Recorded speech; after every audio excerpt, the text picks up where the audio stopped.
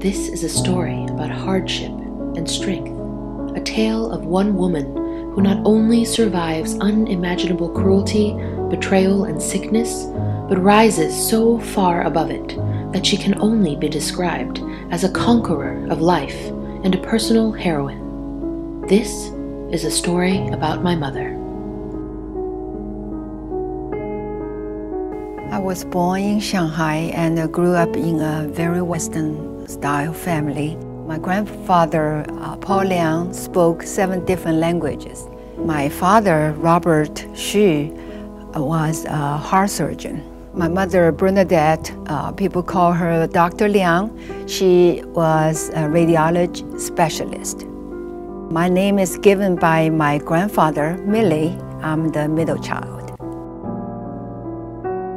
Dancing was my passion, I think, ever since I was born. I was in the crib and my feet just non-stop moving. I looked up through the window, looked up to the sky to see the moon. I was so happy. My grandmother always said, that's why Millie's eyes are so shining all the time, because she's a moon child. During the Chinese Cultural Revolution in the 1960s, Chairman Mao wanted to equalize the population, so he ordered that every family in the city give up one of their children to go live in the countryside to be a peasant for the rest of their life. My mom's brother, Peter, was chosen.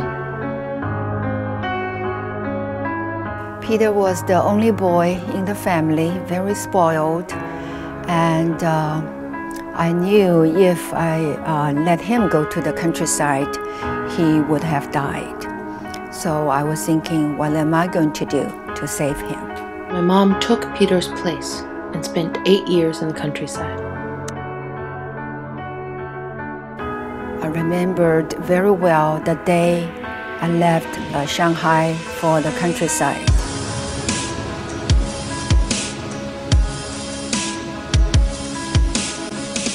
It was a very rainy day in June on the 8th. I didn't cry because I know if I cried, it will kill my parents, kill my friends. So I got on the train, had a smile. I keep telling myself, don't cry, because this is my last time to show them to be a good girl.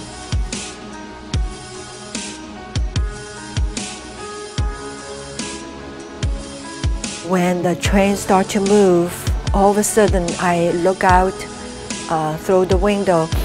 I only see a sea of heads, all black.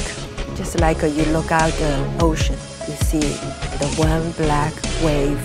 Everybody's waving and screaming and goodbye, and at that moment, I couldn't help, because I know that's a moment between life and death. I might never come back.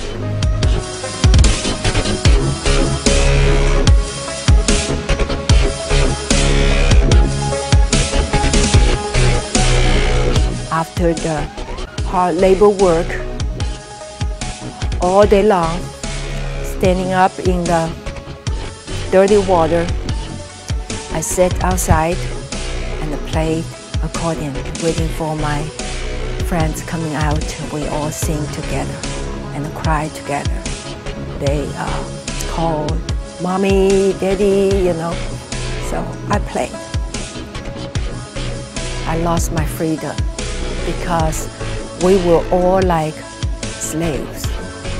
There wasn't a chance for me to even dream. During those 8 years, my mom had 3 heart attacks and caught a fatal case of rheumatic fever.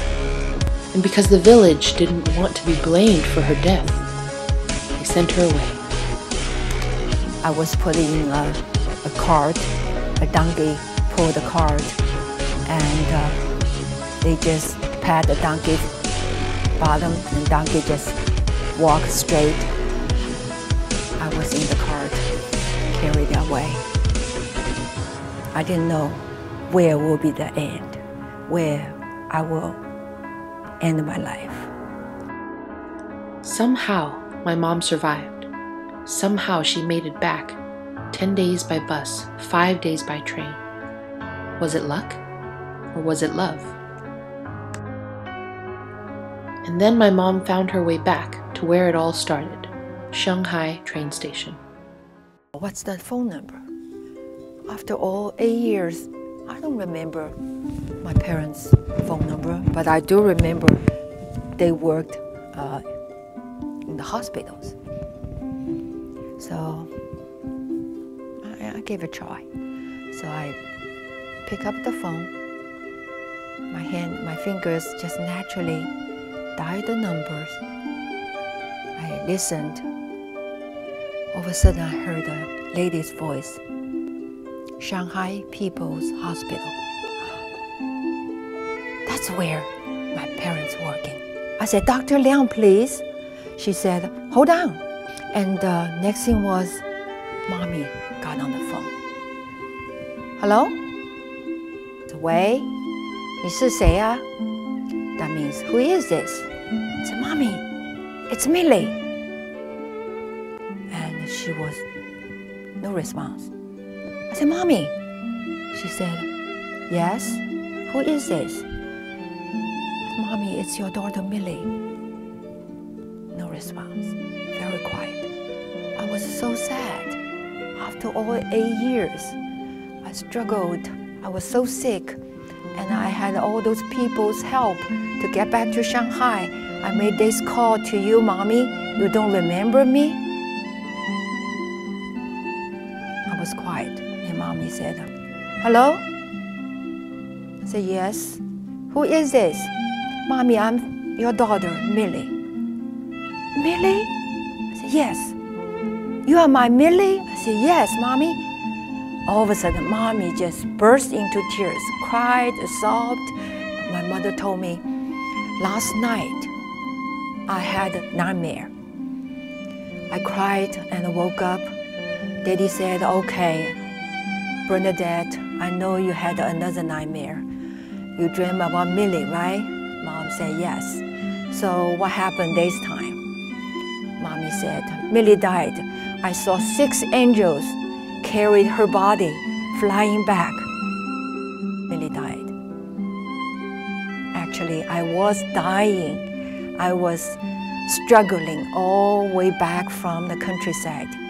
I remembered when Mommy said the 6 angels carried my body.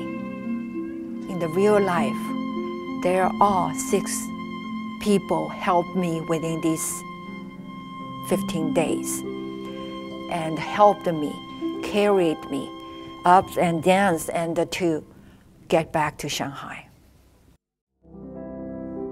I call them my angels. They saved my life, but I don't know their names. I can never have a chance to repay, to even simply say thank you. You saved my life. But now I have a chance. I can treat everybody every day in my life as an angel. To say thank you, to help them, to pay it forward, just like the way I want to thank those 6 angels who helped me. From Shanghai to the countryside, from the labor fields to the dance floor, from China to America, my mother has created a legacy that I will be lucky enough to inherit and could only hope to emulate. She is the reason we are here today, paying it forward, raising awareness. She is the spirit behind Wright Society.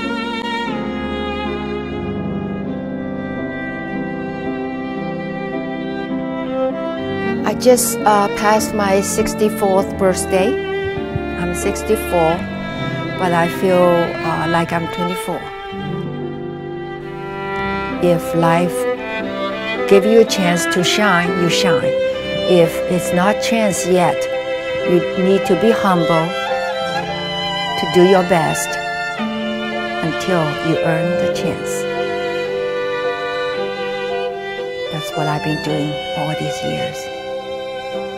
I'm very proud to be who I am today. I'm not an angry person, I'm not a bitter person. I'm so appreciated.